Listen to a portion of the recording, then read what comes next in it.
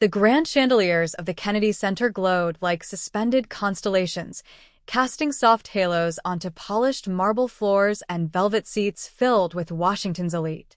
Evening gowns shimmered like liquid silk under the light, tuxedos crisp and immovable, all wrapped in the soft rustle of anticipation. The air itself seemed tuned to a silent prelude, a moment just before the downbeat of something magnificent. Tonight wasn't just another concert. It was a performance by the legendary Sebastian Ryu, a pianist whose name alone could still a room and whose hands had whispered fire and fury across every major concert hall on the planet. But while the audience adjusted their cufflinks and checked their watches with choreographed grace, in a dim hallway backstage sat a boy whose very presence seemed out of place, like a note out of key. Noah. 13 years old, dressed not in silk or tailored cloth, but in a plain gray sweater and sneakers worn thin at the edges. His eyes, pale and clouded with a quiet sheen, stared forward but saw nothing. Noah had never seen the golden ceiling, never marveled at the embroidered curtains or the soft glow of the Steinway on center stage. He was born blind.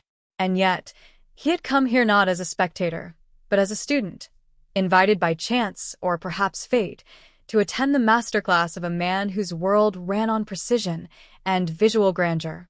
He sat with his hands folded gently in his lap, every sound around him constructing a map of the world he could never see, the nervous tap of heels on marble, the crinkle of programs in hands, the low hum of whispered names and reputations. He absorbed it all, every decibel feeding the universe inside him. Because for Noah, sound wasn't just navigation, it was life, memory, and meaning. He had won a national competition for children with disabilities, not with pedigree or performance training, but with something rawer, more fragile. He had taught himself to play piano by ear, alone in a small apartment, using a broken-down keyboard bought for a few dollars at a neighbor's garage sale. No formal lessons. No conservatory tutors. Just hours, countless hours, pressing notes into the silence, sculpting music out of loneliness, hunger, and wonder. Each melody, he taught himself, was a victory pulled from the dark. And now here he was, just a few walls away from Sebastian Ryu. A man celebrated for his genius, feared for his cruelty. A man who once stopped an entire orchestra mid-rehearsal for being a quarter beat off tempo. Noah had read every article, memorized every recording, listened over and over again to the man's hands breathing life into Chopin and Rachmaninoff. And yet, all he felt now was an ache in his chest, a mixture of awe and dread. Because beneath the dream of sharing space with a master, Noah carried a secret fear that the music in him, so different, so unrefined, would not be enough. He tightened his fingers for a moment and whispered the notes of his favorite melody beneath his breath. A lullaby he had written for himself on nights when sleep refused to come. Then the announcement came. All students, please proceed to rehearsal room B. His breath caught. The night had begun. And he, the blind boy with broken shoes and a battered soul, was about to step into the presence of a man who believed in nothing less than perfection. But music, real music, had never belonged to perfection. It belonged to truth. And Noah carried that truth like a heartbeat. Noah had always known that the world spoke in colors he would never see. But it also sang, endlessly, wildly, painfully. From the creak of floorboards at midnight to the heartbeat of rain against the window pane, every sound was a thread, and he learned to weave them together into something he could understand. That was his first gift. The second was the piano. It was an accident, really. A neighbor moving away had left a cracked, dust-coated keyboard on the curb. The keys stuck, and it hummed like a tired machine, but to Noah, it was magic, raw and waiting. The day it entered his home, something shifted. With no one to teach him, no fingers to guide he sat in front of it and simply listened, not just to the tones but to the space between them. He began pressing notes like a child might feel the contours of a face, slowly, lovingly, with reverence. He had no theory, no sheet music. Just instinct. Just sound. He remembered the first time he figured out a melody by himself, an old lullaby his mother used to hum before the silence grew too heavy in their apartment. He played it note by note, mistake by mistake, until it no longer belonged to her memory, but to his hands. That night, he didn't sleep.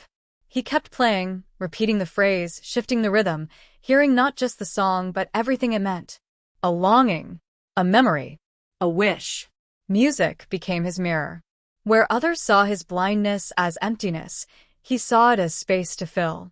And fill it he did, with etudes, nocturnes, improvisations, fragments of sound that stitched themselves into a language he couldn't speak any other way. Each note became an act of defiance, a refusal to be defined by what was missing. Still, as the Kennedy Center masterclass loomed closer, doubt began to gnaw at him like winter at the edge of warmth. He had watched online recordings of Sebastian Ryu's teachings, had heard the icy perfection in his voice when he corrected students with 3 lifetimes more training than Noah had. Ryu didn't tolerate improvisation. He didn't believe in intuition. He believed in the score, in order, in tradition. And Noah was none of those things. What if they laughed? What if the silence that followed his playing wasn't awe, but dismissal? What if everything he'd taught himself, years of fumbling, learning by feel, was just noise to them? That fear clung to him even as he packed his tiny overnight bag, folding the same sweater he always wore on days that felt important. It whispered in his ear as he rode the train into the city, as the grand columns of the Kennedy Center loomed into view. But layered within that fear was something quieter, something fragile and stubborn. Hope. Not for fame. Not for praise, but for recognition, not by the world, but by someone who truly heard. Someone who wouldn't see a blind boy playing piano, but a soul speaking in the only voice it had ever known. And so he walked backstage that night with his heart pounding like a distant drum, his white cane clicking gently against the floor. He had no formal training, no scores to present, just 10 small fingers, a battered keyboard's worth of memories, and a storm of music inside him that refused to be silenced. Because dream and fear, they were twin flames inside his chest. One burned soft, the other burned bright, and he had learned to play by fire. The rehearsal hall felt colder than the grand auditorium outside, not in temperature, but in spirit. Walls painted a sterile cream color echoed the quiet tension of a space where dreams were scrutinized, measured, and often quietly broken. Noah sat at the edge of the room, listening as the others played, clean, practiced renditions of Mozart and Debussy, each note polished like crystal, but somehow hollow. He kept his hands folded, fingers twitching now and then as if yearning to move, to speak in the only way they knew how. When the maestro entered, the room straightened. Sebastian Ryu didn't need to speak to command attention. His presence did the speaking. Crisp suit, immaculately styled silver hair, eyes sharp as piano wire.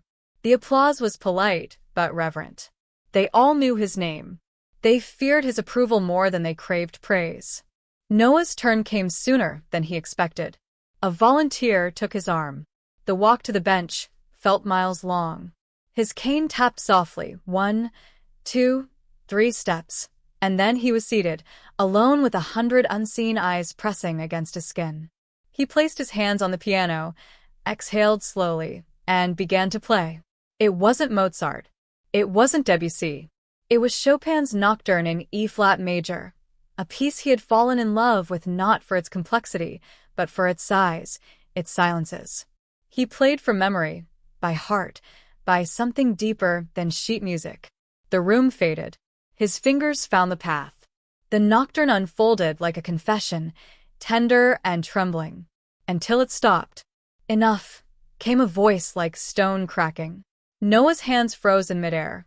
For a second, the silence was raw. "You are not following the phrasing," Sebastian said coldly, stepping forward. "This piece is not a suggestion. It is a structure. It is not to be interpreted by guessing." Noah swallowed. "I can't read sheet music," he said, barely above a whisper. I play by ear." A beat of silence. "Then you don't belong in this room." There it was. A sentence heavy enough to crush. A dismissal, not of performance, but of existence. The sting of it settled in the air, like poison. Someone in the back coughed. Another student whispered, "What did they expect from a blind kid?" Laughter, muffled and cruel, followed like an afterthought. Noah's cheeks flushed. His knuckles whitened. He didn't cry. He didn't speak. He simply stood, dignified despite the humiliation, and walked slowly back to his seat. The piano behind him loomed like a door slammed shut. He had played with every part of himself, and it had been thrown aside like a child's mistake. Not because it lacked feeling, but because it came from the wrong kind of voice. A voice they didn't want to understand. Inside, something cracked. Not broken. Not yet. But cracked just enough to let something else begin to rise. Rage, perhaps. Or resolve. Or both.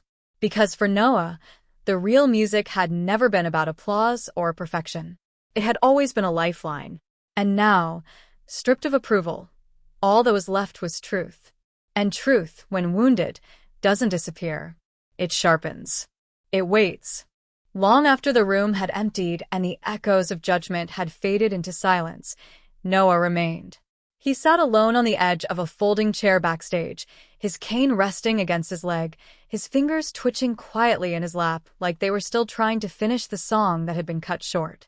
The walls back here weren't dressed in velvet or grandeur. They were bare, industrial, utilitarian. But it was quiet, and in that quiet, he could finally breathe. He didn't cry. Not because he wasn't hurt, but because crying meant surrender, and something inside him, something stubborn, almost wild, refused to give Sebastian Ryu that satisfaction. Yet behind his stillness, the weight was unbearable. Shame. Inadequacy. That cruel, replaying echo. You don't belong in this room. A soft knock interrupted the silence. He turned his head. Mind if I come in? A woman's voice asked gently.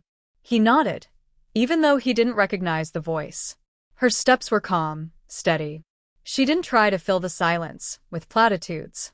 She sat down beside him, not too close.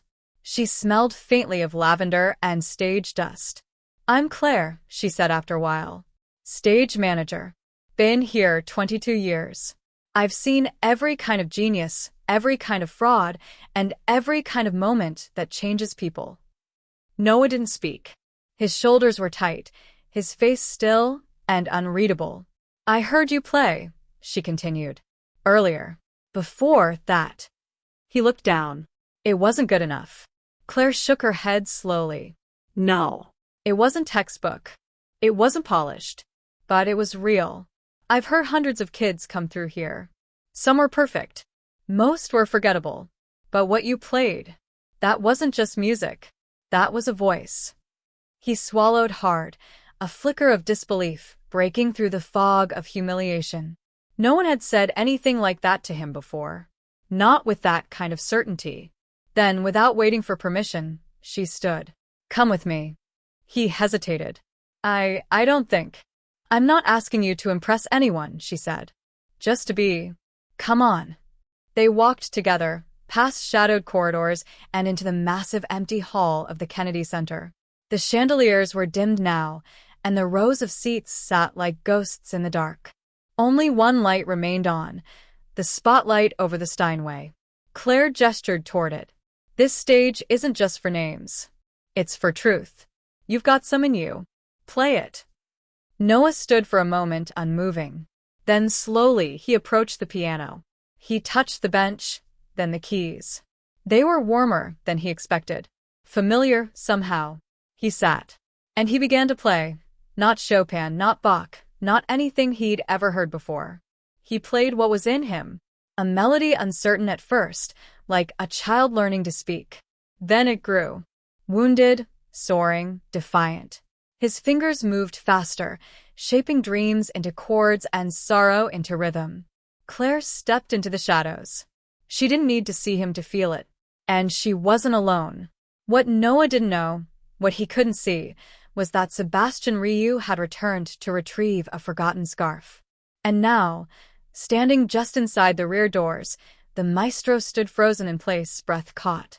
The boy he had dismissed as a blind imitator was now playing something unteachable, unwritten, undeniable. It wasn't about mastery anymore. It was about truth. And from that moment, Claire knew Noah's story wasn't over. It was only just beginning. The Steinway felt different under his hands now, not just as an instrument, but as something sacred. The kind of sacred that comes not from reverence, but from truth. In the silence of that grand, empty auditorium, with no applause, no expectations, and no eyes on him, at least not that he knew of, Noah began to play. He didn't hesitate this time. He didn't reach for the familiar. What came from his fingers wasn't learned or rehearsed, it was born. Notes spilled out like breath after drowning, trembling at first, unsure, then gradually growing into something more certain, more whole. The melody didn't belong to any composer. It belonged to pain, to resilience, to a boy who had been told he didn't belong. Soft arpeggios, like whispered memories. A rising swell of harmony, heavy with ache but shimmering with hope. It was not a song, it was a confession, A prayer. a rebellion. It carried in it the sound of years spent learning by listening, of hands hovering in darkness, of melodies whispered into cracked keyboards long after midnight. It carried the voice of a boy who saw with his ears and spoke with his hands. Noah had no way of knowing what his music looked like to others. He didn't see the spotlight casting golden halos around him, or how the dust in the air seemed to dance with every note. He didn't see Claire standing just beyond the curtain, tears quietly gathering in her eyes, clutching her chest as though the sound might pull her apart. He didn't see the figure in the back, the once impervious maestro Sebastian Ryu, standing in stillness, the scarf forgotten in his hand, as if caught in a spell woven from nothing but pure, unfiltered soul. All Noah knew was the sound, the echo of each note inside himself, how it lingered, expanded, answered something wordless in his chest. There was no structure to it, no rules. It didn't need them. This was the part of himself no one had ever seen. Not his teachers, not the critics, not even his mother. He had never dared to share it until now. And once it began, there was no stopping it. The climax rose like a cry, the kind that had been buried in silence for too long. A declaration, not of greatness, but of being.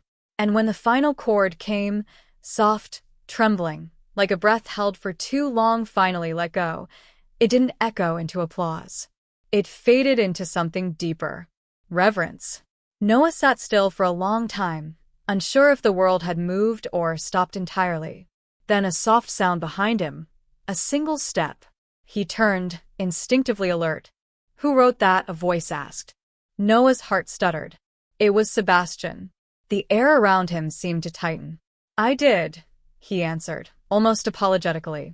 There was a pause. A long, heavy pause that felt like a verdict. And then came the words no one expected, least of all Noah. "Play it again." Not anger. Not sarcasm. But awe. That was the moment. Not the playing, not the video that would later go viral, not the headlines or interviews. That moment, when the man who had dismissed him now listened, truly listened, with nothing but honesty in his silence. That was sacred. In a world that had judged him by what he lacked, Noah had given something that could not be taught, or measured, or dismissed. He had given them his heart. And for once, the world stopped long enough to hear it. Sebastian Ryu had stood on countless stages. He had basked under the weight of ovations, conducted orchestras with a single glance, and carved his name into the granite of musical legacy. He was not a man unaccustomed to talent. He had trained protégés, crushed illusions, and been called both a genius and a tyrant.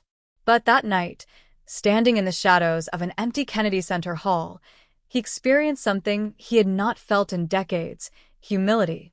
It was not in the melody alone. It was in the honesty of it. The raw, unshaped brilliance that poured from Noah's hands had cut through the fortress Sebastian had spent a lifetime building, brick by brick, formed from perfectionism, discipline, and control. In that moment, he wasn't a maestro or a judge. He was simply a man, and he was listening with all the defenses stripped away. Noah had played the piece again, just as Sebastian asked. This time, with the quiet awareness that the someone was truly hearing him. There was no applause when the music ended, just breathlessness. Sebastian didn't speak. Not at first. He walked forward, slowly, like a man approaching a truth he hadn't believed in. "You taught yourself?" he asked finally. "Yes," Noah said softly. I learned by sound." Sebastian looked at him as if seeing something not fragile, but sacred. "You weren't guessing," he murmured. "You were remembering. From somewhere deeper than paper ever goes." There was a silence. A long one. Then, for the first time in public memory, Sebastian Ryu bowed, not a gesture of grandeur, but one of surrender. The ego stepped aside. The title meant nothing. Here was a boy who had never read a score, who had never stepped inside a conservatory, yet had given birth to a sound that could break and mend in the same breath. The next day, the video surfaced. A grainy clip filmed by Claire, hands trembling as she recorded what she instinctively knew the world needed to see. Within hours, it spread like fire. Headlines screamed, "Blind boy stuns world with soulful performance." But it wasn't the virality that changed the course of things. It was what came after.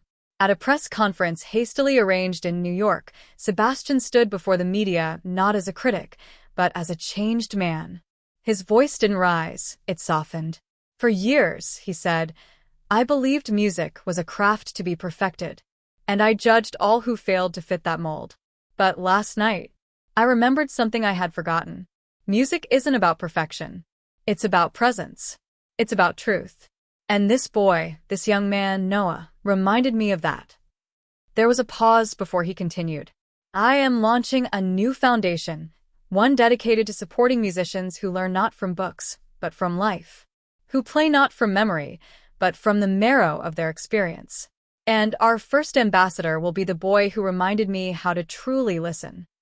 Noah, sitting beside him, looked stunned. He hadn't asked for any of it. He hadn't wanted fame. He wanted the piano, the notes, the space to say the things he couldn't say with words. But somehow, by simply being honest, he had reached someone long thought unreachable. Recognition didn't come in trophies. It came in that bow. In the public acknowledgement that genius does not always wear a suit, read a score, or walk with sight. Sometimes it wears worn sneakers and hears the world in echoes. And sometimes, when pride steps aside, truth has room to speak. That night, for the first time, Noah felt not like a guest in someone else's world, but like he belonged. Not because they finally saw him, but because he never stopped playing, even when they didn't. Months had passed since that night at the Kennedy Center, but its echo hadn't faded. It had simply deepened, like a note struck in the soul that refused to end. Noah's life had changed in ways he couldn't have imagined. He had stepped into a world that once ignored him and now refused to look away. But for all the interviews, invitations, and opportunities that now filled his days, what lingered most wasn't fame. It was the feeling he carried in his chest each time he sat at the piano. A quiet resonance. A memory that hummed beneath every melody he played. At the gala concert of the Foundation, now named Unseen Voices, the stage glowed with soft amber light. The hall was filled not with elites or critics, but with children. Children who had been told they weren't enough. Who were deaf, blind, neurodivergent, orphaned, broken. Children who now had instruments in their hands, thanks to one boy's courage to play with nothing but his truth. Sebastian stood at the podium first. His once impervious voice now carried warmth as he spoke of letting go of pride, of relearning to listen. Then he turned and introduced Noah. The boy walked slowly to the piano, cane tapping the stage. He no longer needed to be guided. He had memorized the hall. Not just the layout, but the feeling of it. The memory of the first time he'd played there when no one was watching. Now, every seat was filled. But the music in his heart had not changed. Noah sat, placed his fingers gently on the keys, and breathed in. He played not a song of triumph, but of gratitude, of longing, of the spaces between being broken and being beautiful. The melody rose, familiar yet changed. It told the story not just of a boy once mocked, but of the man he was becoming, someone who had learned to let the world hurt him without letting it define him. Someone who had no need for sight to see others clearly. Someone who had once been invisible, now illuminating others with his presence. And when the final note faded into silence, it wasn't applause that followed. It was stillness. A holy kind of stillness. The kind that comes when truth is spoken so plainly the heart forgets how to pretend. Later, as guests began to leave, a little girl approached him. She was blind, like him, clutching a tiny plastic keyboard in her hands. She didn't say much, just stood there unsure. Noah knelt down. "Do you want to play?" he asked. She nodded, nervously. "Do you think I'll ever be like you?" Noah smiled, gently, fully. "No," he whispered. "You'll be like you, and that's even better." She smiled back, a little stronger now. As she walked away, tapping her cane like a delicate heartbeat, Noah turned his face toward the now empty stage. Somewhere inside him, a younger version of himself still sat alone in a dusty room, tapping keys he didn't understand, praying someone might hear him. And now he knew they had. Not just the notes, but the soul behind them. Because in a world too quick to measure people by what they lack, Noah had become a living echo of something greater. A reminder that courage isn't loud. It's not always bold or polished. Sometimes it's quiet. Sometimes it's blind. But it always finds a way to be heard. And that echo, his echo, would never stop.